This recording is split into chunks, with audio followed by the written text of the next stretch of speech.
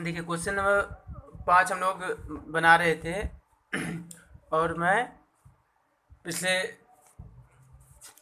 Video में इसका English बता दिया था। अब इसका हिंदी में लिखने जा रहा हूँ। क्या क्या can we have physical quantities having magnitude and direction which are not vectors.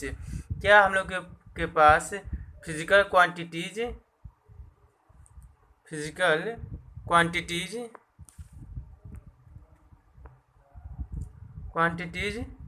है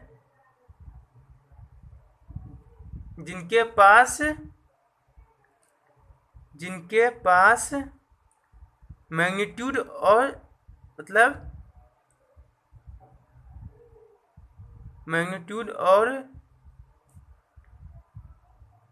दिशा है। क्या हम लोग के पास क्वांटिटी है जिसके पास मैग्नीट्यूड और दिशा है पर वह वेक्टर नहीं है।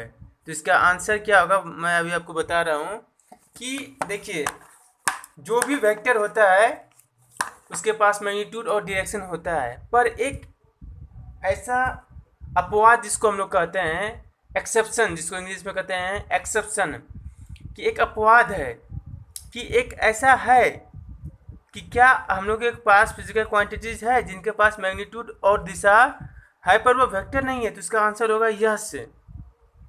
और वो कौन सा है, क्यों यस हुआ? एक ऐसा है, वो है इलेक्ट्रिक करंट। जो आप इलेक्ट्रिक करंट है, ये आप क्लास 12th का चैप्टर है। करंट मतलब बिजली, जो हम लोग देखते हैं, जो तार है, ये तार में जो बिजली होती है, इसमें ये कूलम, जैसे 2 कूलम इसका यूनिट होता है, वो आप आगे पढ़ेंगे। और ये एक समय के लिए एक ही दिशा में चलती है। फिर इधर है तो ये एक समय के लिए एक ही दिशा में चलती है ना, जैसे यहाँ से यहाँ तार है, फिर ये तार इधर है, तो इसमें दिशा भी है क्योंकि एक पार्टिकुलर दिशा में जाती है, फिर इधर जाती है, फिर इधर तार है तो इधर जाएगी बिजली। यदि यहाँ से ये है आपका ट्रांसफार्मर है, समझिए ये आपका ट्रांसफार्मर है और ये आपका घर है और यहाँ से यहाँ तार है, तो श्योर है कि जो बिजली आएगी, करंट आएगी आपके घर में, यदि बल्ब जलेगा तो वो यहाँ से ऐसे ऐसे ऐसे होके आएगी। इसका मतलब इसके पास दिशा है, वो दिशा इधर जा रही है, इधर ईस्ट हुआ, ये साउथ हुआ, फिर ईस्ट हुआ, तो वो दिशा को फॉलो करती है। लेकिन ये वेक्टर नहीं है क्योंकि इसके पास एक अपना ये है कि जिधर उसका वो तार रहेगा वो उधर ही मूव करेगा। तो ये एक एक्सेप्शन में रहता है, ये आपका सिविक में भी दिया हुआ रहेगा। तो ये क्या आंसर हो जाएगा? Electric current. इसलिए इसका आंसर हो गया यस, सिर्फ इसके कारण ही, बाकी नो रहता। चलिए अब क्वेश्चन नंबर चलते हैं हम लोग कहाँ पे, 6 पे। देखिए क्वेश्चन नंबर जो है वो है आपका 6। देखिए ये क्वेश्चन मैं आपको कॉपी में करा चुका हूँ। Which of the following 2 statements is more appropriate to, कि कौन सा इन दोनों में से मैं वेक्टर का फर्स्ट या सेकेंड शायद लेक्चर में, आप यदि मैं वीडियो को देखेंगे तो वहाँ पे आपको मिल जाएगा ये क्वेश्चन में। ये सेम क्वेश्चन 4C है कि द 2 फोर्सेस, कहता है कि कौन सा ये सबसे ज़्यादा सही है कि 2 forces are added using triangle rule. 2 forces को टेंगल रूल के द्वारा ऐड करते हैं because force is a vector quantity, क्योंकि ये वेक्टर क्वांटिटी है। सेकेंड है कि force is a vector quantity because, क्योंकि 2 forces are added using triangle rule. तो ये आपका सही है, करेक्ट भी। और वहाँ पे जहाँ मैं अपने नोट्स में ये करवाया था, आपने वीडियो देखेंगे तो वहाँ पे ये ऑप्शन था ए में और ये ऑप्शन था बी में, वहाँ था ऑप्शन ए इज ट्रू। देखिए फोर्स जो है यहाँ कहता है कि फोर्स एक वेक्टर है क्योंकि 2 फोर्सेस को हम टेंगल लॉ से ऐड करते हैं, इसीलिए क्योंकि वेक्टर और स्केलर में क्या दोनों में डिफरेंस है। जो स्केलर है वो साधारण जोड़ होता है, 2 + 2 = 4, पर यदि वेक्टर है, 2 फोर्सेस है जो कि वेक्टर है फोर्सेस, यदि 2 न्यूटन और 4 न्यूटन किसी पे लग रहा है और किसी एक एंगल पे, क्या हम उसको डायरेक्ट ये ऐसे देखिए, यहाँ कॉपी में मैं आपको बता रहा हूँ, ये एक ब्लॉक है, यहाँ पे है 5 न्यूटन, मतलब कोई आदमी खींच रहा है 5 न्यूटन, कोई आदमी किधर खींच रहा है 4 न्यूटन से, हाँ, या तो कोई पीछे घिसा 4 न्यूटन से, क्या हम 5 में 4 कर देंगे 1 न्यूटन आएगा? नहीं, कि 1 न्यूटन से इधर जाएगा, नहीं, 1 न्यूटन होगा, नहीं। ये जो है इसका एडिशन होगा कैसे? बाय ट्रायंगल लॉ से। जो कि root under a square plus b square plus 2ab cos theta, दो वेक्टर को जोड़ने के लिए जो एडिशन हम लोग पढ़े हैं जिसको कहते हैं टेंगल लॉ ऑफ एडिशन, उससे एडिशन होता है। ये साधारण एडिशन और सब्ट्रैक्शन नहीं होता है, ये वैसे ही होता है प्रैक्टिकली किया गया तभी तो इसको वेक्टर कहते हैं। और यही तो दोनों में अंतर है। यदि साधारण ये हो जाता तो इसको भी हम वेक्टर क्यों नाम देते, ये भी स्केलर रहता। और स्केलर को जब इस तरीके से करेंगे तो उसका आंसर नहीं आएगा।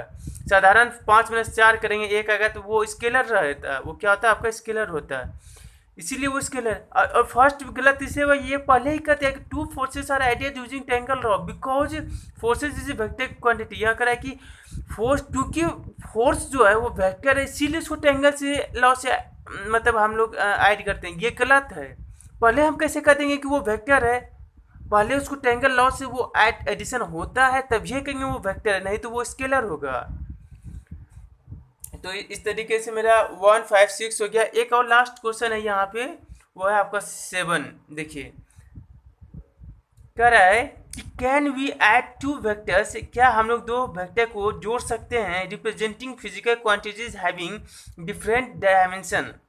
कहता है कि, और फिर कहता है कि अब इसका ये हिंदी हुआ कि फिजिकल क्वांटिटीज दो वेक्टर जो है जिसके पास फिजिकल क्वांटिटी है लेकिन उसका जो यूनिट है अलग अलग है। कहने का मतलब है कि एक यदि वेलोसिटी है, और देखिए 7 का सबसे पहले इसका हिंदी हम लिख देते हैं।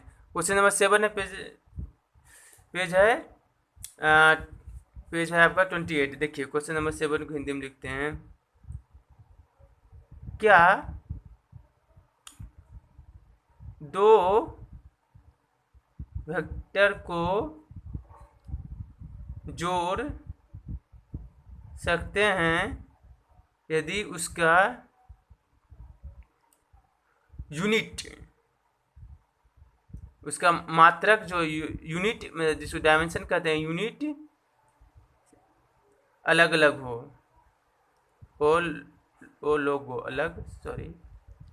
अलग अलग हो। और फिर आगे का भी सेकंड पार्ट भी लिख देते हैं कि can we multiply 2 vectors representing physical quantities having different dimension. यहाँ पे मल्टीप्लाई का गुना करना है, यहाँ पे एडिशन कर रहा है, कैन वी ऐड। तो इसको भी लिख देते हैं कि क्या, ये है सेकंड पार्ट, क्या 2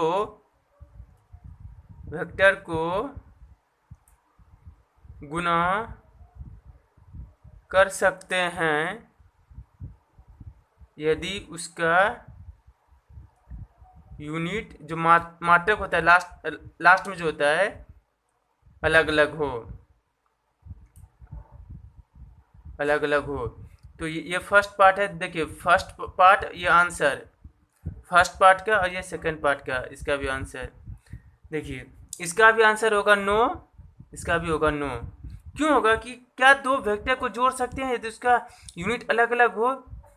देखिए फर्स्ट में ये आंसर हो गया। आप इधर देखिए, एक है कि एक है वेक्टर 5 मीटर पर सेकेंड और आपका दूसरा है 5 न्यूटन, ये फोर्स है। ये क्या है आपका, सॉरी दोनों वेक्टर है, ये वेलोसिटी है या फोर्स है। क्या बल और चाल को, ये चाल हुआ कि कोई आदमी दौड़ रहा है 5 मीटर पर सेकेंड से और कोई आदमी एक दीवार को ढकेल रहा है 5 न्यूटन से, क्या दोनों को एडिशन होगा। एक आदमी दौड़ रहा है, एक आदमी ढकेल रहा है दीवार को, क्या दोनों में कोई समानता है, तो इसका क्या एडिशन होगा, नहीं। इसका देखिए ये न्यूटन है, ये क्या इसका हम जोड़ेंगे तो इसका क्या यूनिट आएगा। यदि ये 5 मीटर पर सेकेंड था, यदि दूसरा सेम यूनिट का है, ये 10 मीटर पर सेकेंड है, तो इसको जोड़ेंगे तो 5 10 कितना हुआ, 15 हुआ। तो ये यूनिट क्या रखेंगे, मीटर पर सेकेंड, क्योंकि सेम यूनिट है। अब यदि हम यहाँ 5 मीटर पर सेकेंड प्लस हम 5 न्यूटन दें तो क्या ये दोनों को जोड़ के 5 5 10, ये इसको क्या लिखेंगे, यहाँ पे ऐसे कह देंगे मीटर पर सेकेंड प्लस न्यूटन है। ये कोई यूनिट हुआ कि कोई आदमी दौड़ेगा भी और कोई दूसरा आदमी दीवार को धकेल रहा है, तो दोनों को हम लोग कैसे ऐड करेंगे। वो दोनों में कोई मतलब कोई दोनों को एडिशन करने का कोई चांस ही नहीं है। तो ये इस तरीके से ये गलत हुआ। और इसी तरीके से एक 5 मीटर पर सेकेंड है, एक वेलोसिटी, एक चाल है, एक बल है, क्या दोनों को गुना कर सकते हैं, कुछ भी नहीं कर सकते, नहीं गुना कर सकते हैं, नहीं डिवीजन दे सकते हैं, नहीं घटा सकते हैं। कोई भी जो साइन ऑफ ऑपरेशन है, प्लस गुना भाग जोड़ घटा, ये कुछ भी नहीं होगा क्योंकि दोनों अलग अलग है। कभी हम लोग मतलब ऐड कर ही नहीं सकते हैं। गाय की गिनती में हम भैंस को नहीं गिन सकते हैं ना। यदि कोई गाय की करा कि यहाँ पे कितना गाय है तो गाय गिनेंगे या उसमें भैंस को गिनेंगे, और दोनों को ऐड के भैंस कहेगा तो भैंस लिखेंगे, गाय कहेगा तो गाय लिखेंगे, वही बात है। दोनों का यदि यूनिट अलग है तो वो हम नहीं जोड़ सकते हैं नहीं घटा सकते हैं। तो यहाँ पे इसका भी हो जाएगा नो, इसका भी हो जाएगा नो। तो इस तरीके से ये हो गया। अब आगे चलते हैं। देखिए देखिए इसी का है ऑब्जेक्टिव 1 का है। देखिए ऑब्जेक्टिव 1 का क्वेश्चन नंबर 3 पेज नंबर 28 का है। क्वेश्चन नंबर 3 देखिए, मैं इसको थोड़ा जूम कर रहा हूँ, शायद आपको स्पष्ट दिख रहा होगा। है the resultant of a vector A and B makes an angle alpha with vector A and beta with B. इसका हिंदी ये हुआ, देखिए कि ए प्लस बी दो वेक्टर को ऐड करेंगे बाय ट्रायंगल ऑफ एडिशन से। अब कहता है कि उसका जो रिजल्टेंट होता है वो दोनों वेक्टर से एंगल बनाता है। एक अल्फा, एक के साथ अल्फा बना रहा है, बी के साथ बीटा बना रहा है। अब इसमें आज हमको यहाँ से बताना है कि क्या अल्फा बीटा से छोटा होगा या अल्फा बीटा से छोटा होगा जब ए बी से बड़ा है। अल्फा छोटा होगा बी से, अल्फा छोटा होगा बीटा से, सब में छोटा छोटा है। कंडीशन है जब ए बी से छोटा है, जब ए बी से बड़ा है या ए बी से बराबर है, या कुछ भी कंडीशन नहीं है। तो इन चारों में से कौन सा सही है, और इसका आंसर भी दिया है आपको पीछे में, क्योंकि ऑब्जेक्टिव 1 है, ऑब्जेक्टिव 2 बाकी और एक्सरसाइज, ये तीनों चीज़ का आंसर दिया हुआ रहता है। लेकिन ऊपर जो हम लोग कराए क्वेश्चन फॉर शॉर्ट आंसर, उसका आंसर नहीं दिया हुआ रहता है। देखिए इसका हिंदी हुआ, इसका हिंदी लिखना ही नहीं, बस इसको मैं डायग्राम से समझा देता हूँ। देखिए देखिए पेज 28 क्वेश्चन 3 कह रहा है कि एक देखिए वेक्टर ए है और ये वेक्टर बी है, ये ए है, इन दोनों को जोड़े तो ये आया ए प्लस बी। ये होता है रिजल्टेंट। ये कह रहा है रिजल्टेंट जो वेक्टर यहाँ इससे अल्फा एंगल बना रहा है, और इसी को जब आगे बढ़ाएंगे, क्योंकि बी को आगे बढ़ाएंगे तो ये क्या है, ये ए प्लस बी, ये सॉरी वेक्टर है तो यहाँ पे तीर होगा, और ये इन दोनों के बीच का जो एंगल है क्या अल्फा होगा, नहीं, ये है इन दोनों के बीच का, कह रहा है कि ये क्या हुआ आपका, ये बीटा है। ये क्या है, थोड़ा मैं बड़ा लिख दूँ, ये बीटा है।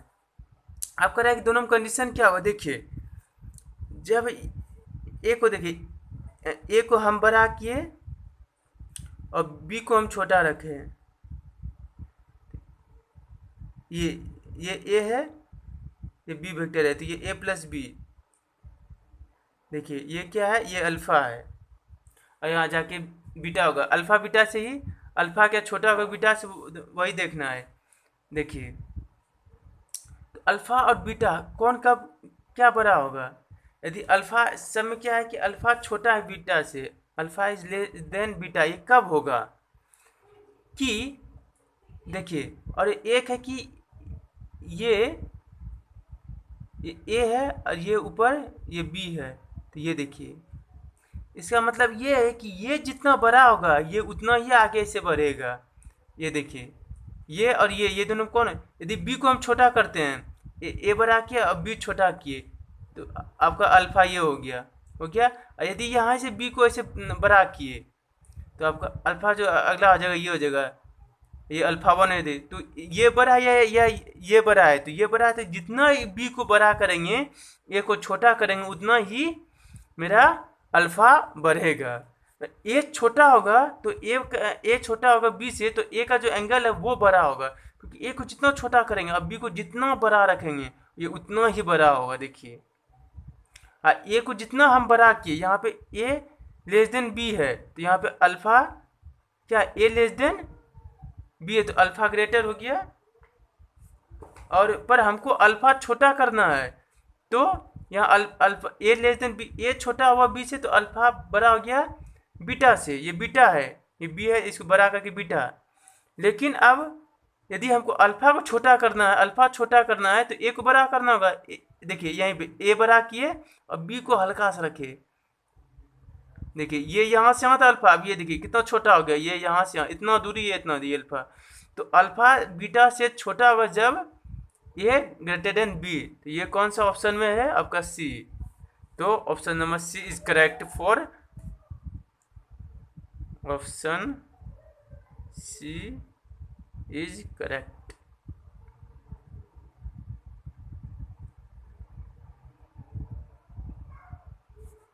करेक्ट में सही है। और देखिए ये ऑप्शन आप इधर में मिलाते हैं एक्सरसाइज में भी। देखिए ऑब्जेक्टिव 1 का 3 का सी। अब चलिए आगे चलते हैं। ऑब्जेक्टिव टू का क्वेश्चन नंबर है 3।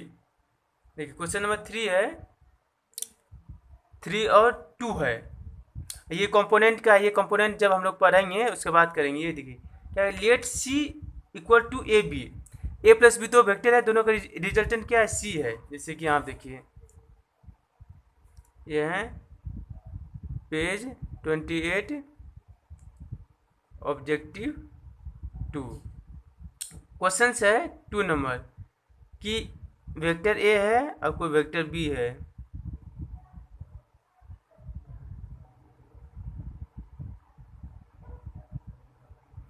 ए प्लस बी है। अब कहता है कि ए प्लस बी जो है वो आपका सी है।